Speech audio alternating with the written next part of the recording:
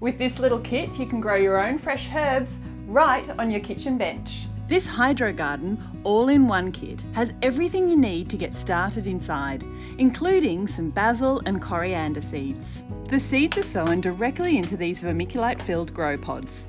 So lift off these little grids and remove the foam blocks. Then sprinkle in the seeds and tickle larger seeds like coriander lightly into the vermiculite. But you won't need to do this with tiny seeds like basil.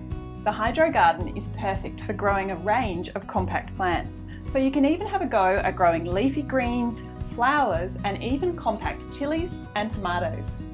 Next, add the grid covers back on, and it's time to add the water up to the fill line. Then add the grow light attachment and plug it in. The switch for turning on and changing the light colour is at the end here. Press it once and the white LED grow light will come on. Press it a second time and you'll notice the light change to a pinky red. This red light mode aids seed germination and also flower and fruit production. And once you've got it set in this red light mode, you can also set the light to a timer.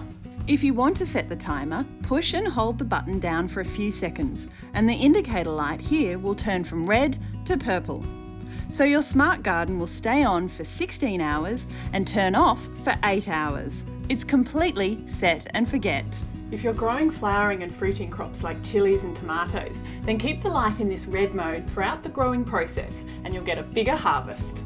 Because the vermiculite these plants are growing in has no nutritional value, we need to add it in. A week after the seeds have germinated, add 1 to 2 drops of the included fertiliser into the water reservoir.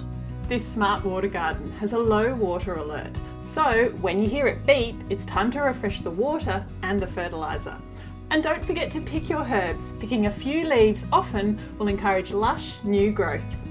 When your plants have finished producing, pull them out, add new vermiculite to the grow pods and plant a new crop of flowers, herbs or vegetables.